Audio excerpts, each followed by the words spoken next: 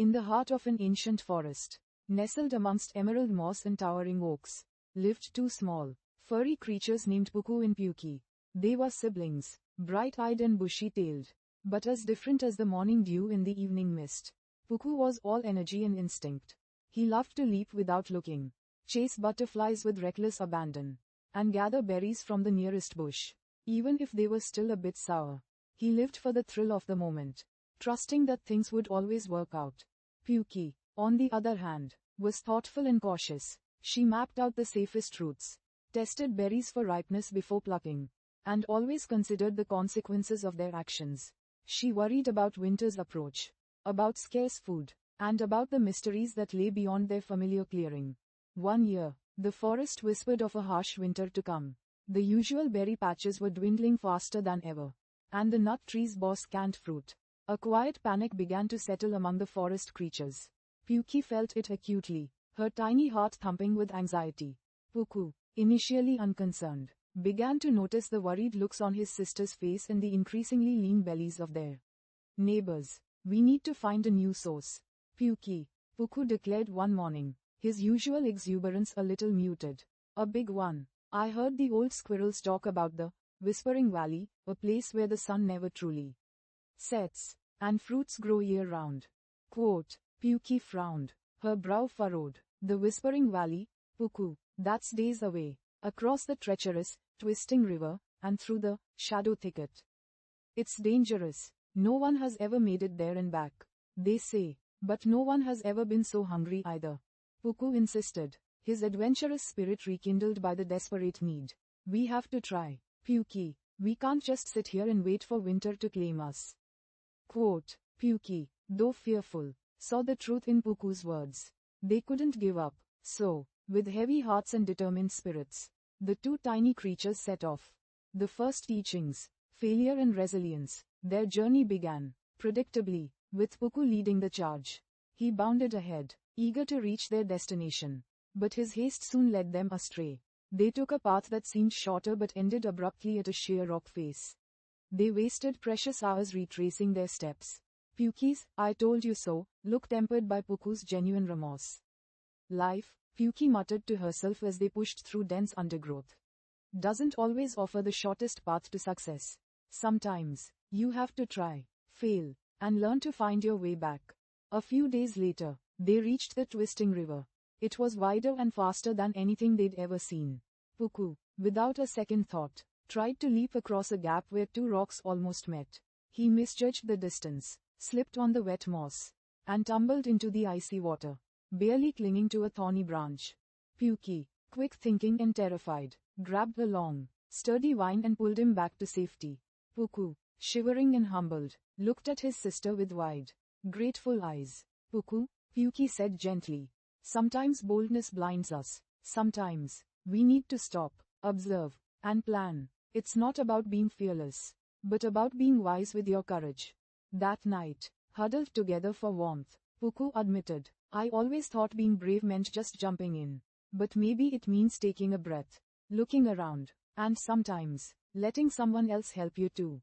The deeper teachings, patience, adaptation, and inner strength. The shadow thicket proved to be their greatest test. It was a maze of thorny bushes, prickly vines, and disorienting darkness. Even at midday, Puku's impulsive charging only led to scratches and deeper confusion. Puki's cautious mapping felt useless in the ever-shifting shadows. Despair began to creep in. They ran out of their meager provisions. Hunger gnawed at their bellies, and fear gnawed at their resolve. Puku, usually so full of boundless energy, sagged, ready to give up. It's no use, Puki, we should just turn back. We're never going to find it. Puki, though equally exhausted, saw a flicker of hope. No, Puku, look around. The thorns here grow in a pattern. If we follow the slight bends, we might find a way. She remembered how their mother used to mend torn leaves, patiently weaving tiny threads. They started moving differently. Puku used his agility to test branches, carefully bending them out of the way, while Puki, with her keen eyesight, searched for the slightest breaks in the thorny wall. They learned to listen to the faint sounds of the wind, guiding them subtly. They found tiny, bitter roots to chew on. Not what they hoped for, but enough to keep them going. Days turned into a week. They learned to adapt, to communicate without words, to rely on each other's unique strengths, not just in times of crisis, but in every painstaking step. Puku learned patience. Puki learned to trust her instincts more. The ultimate teaching, the journey itself. Finally, exhausted but triumphant, they emerged from the shadow thicket.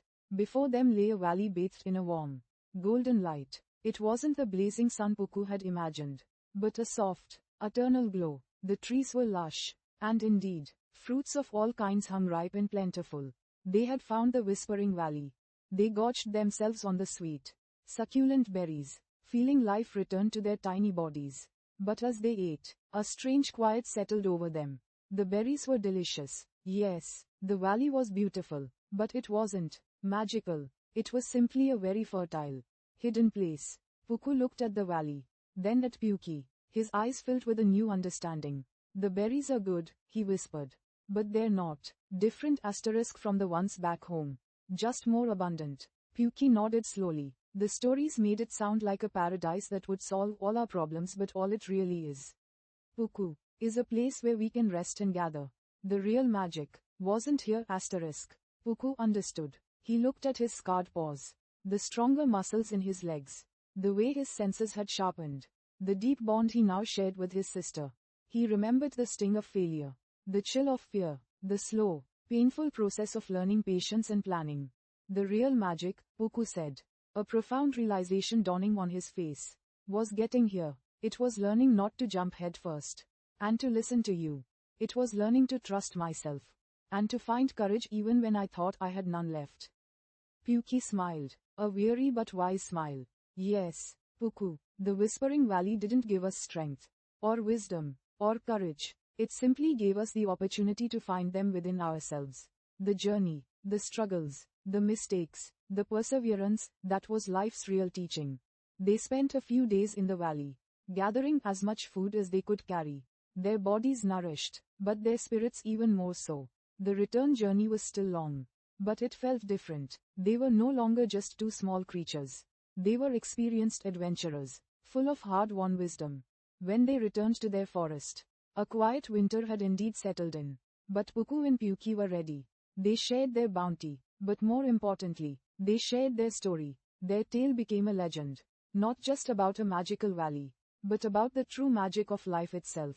That the greatest treasures are often forged not at the destination, but in the crucible of the journey. That failure is a guide, not an end. That true courage is found in patience, adaptation, and the enduring strength of connection. And that sometimes, the sweetest fruits are the ones you've worked the hardest to reach. For they carry the flavor of your own growth.